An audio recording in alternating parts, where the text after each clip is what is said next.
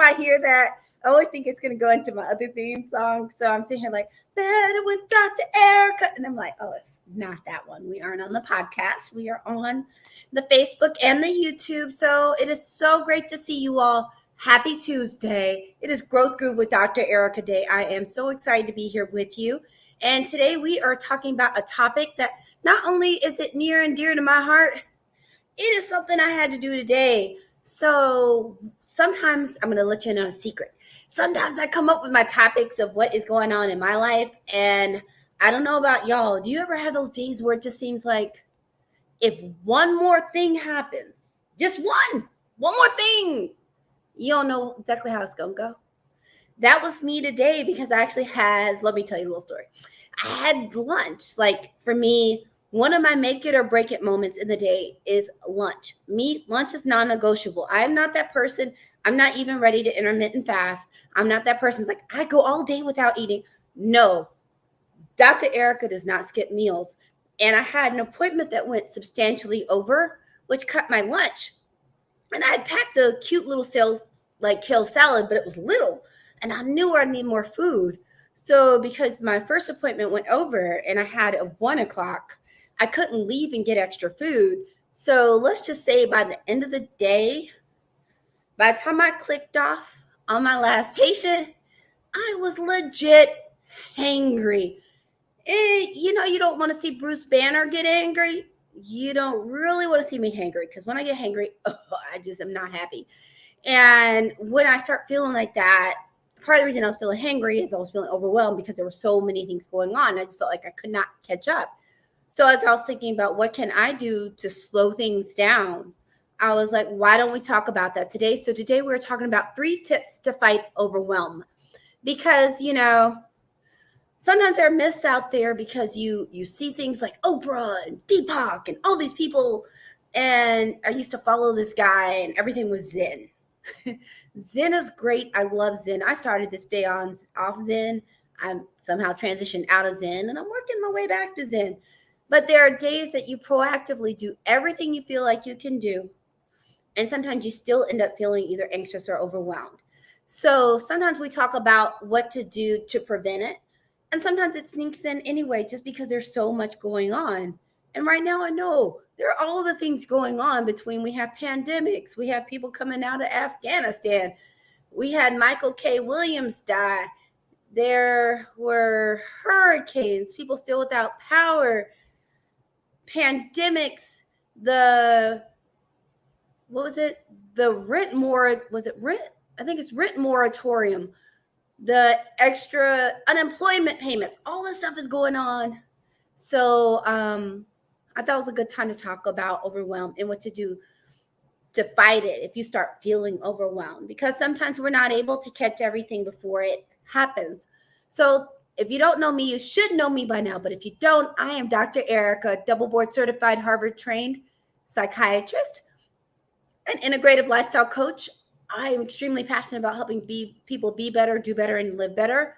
I do that through my adult telepsychiatry, my books including Fix Your Fairy Tale, A Woman's Guide to a Great Life, Love, and Legacy, my speaking, and my podcast, Better with Dr. Ericka.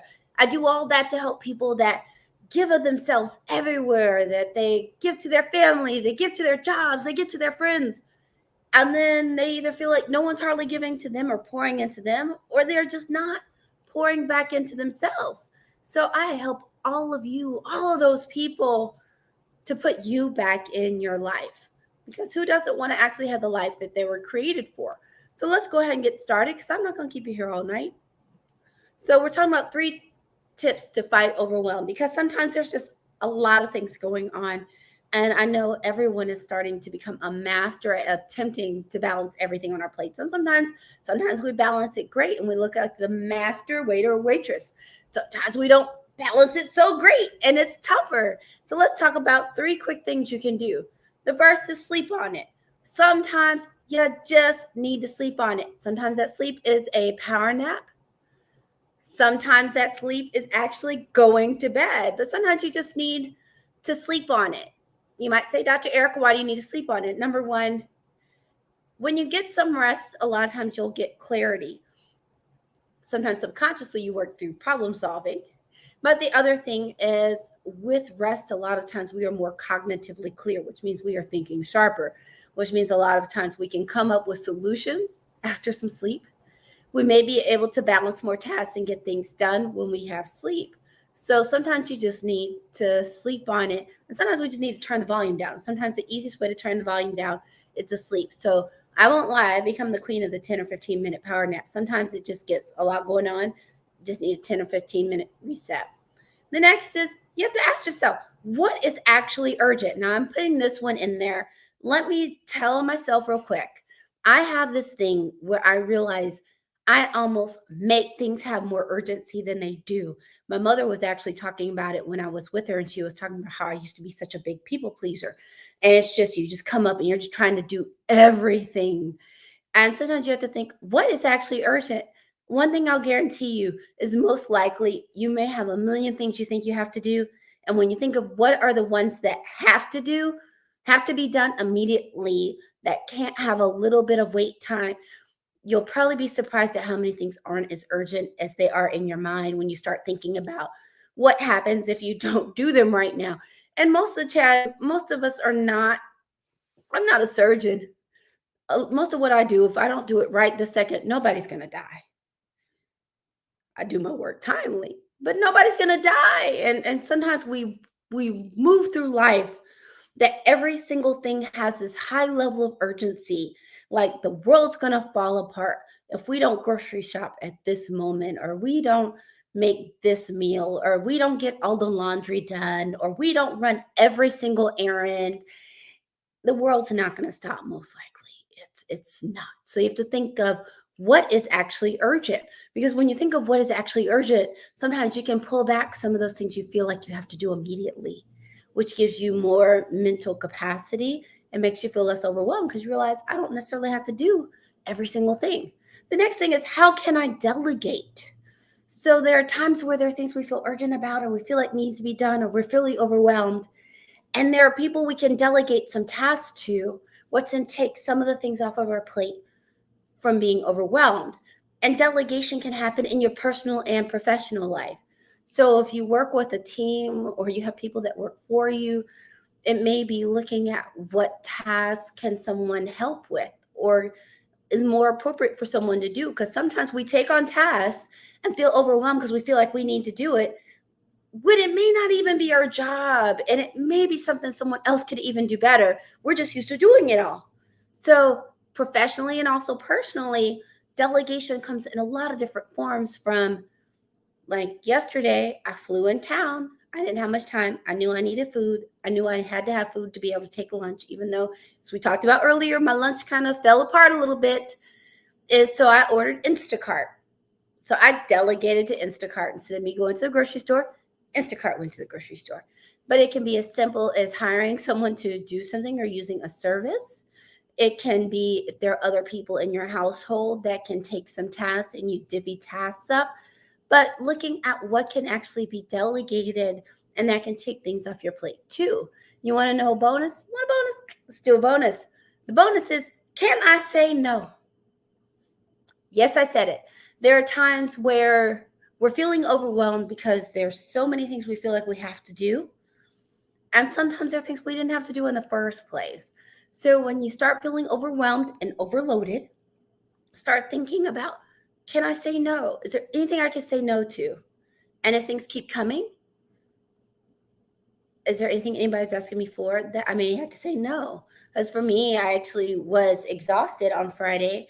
A friend of mine had invited me to dinner, and eventually I had to say no. I just could not find a way to have the capacity to do it, and I needed some rest. But honestly, realistically, think, what can you say no to? Because if you can say no to some things, then that helps decrease your overwhelm because it takes things off your plate and makes things feel less urgent. Because the other thing is one of the reasons we're talking about this is there are times we're overwhelmed, and it's natural because we have a lot of things to do and it's difficult to figure out how to balance it all. Then there are times we feel overwhelmed, and it's almost like part of it is manufactured from inside of us. And I have done this before, and that's why I'm so good at trying to teach people how not to do it. is sometimes we make ourselves overextended, or we have, as we were talking about earlier, this feeling like everything has to be done right now. And possibly nobody told us it had to be done right now. We feel like it has to be done right now. Or people give you a range and you feel like you got to get it done on the front end, or you feel like you have to do it all. And part of this is putting in perspective to figure out what are these things on your plate that, number one, are making you feel overwhelmed, and how many of them can we take off the plate?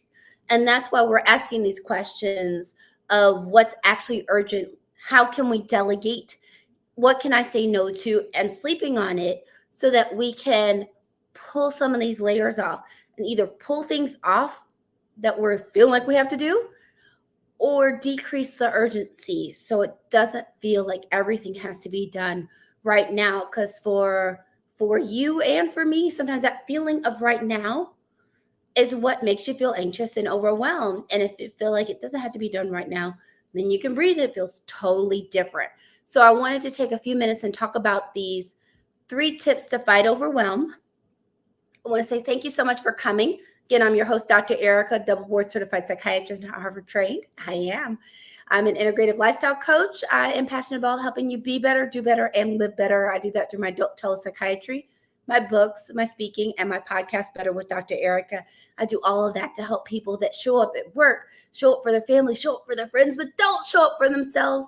I do this to help put you back into your life. If you know anybody that needs this message, please share.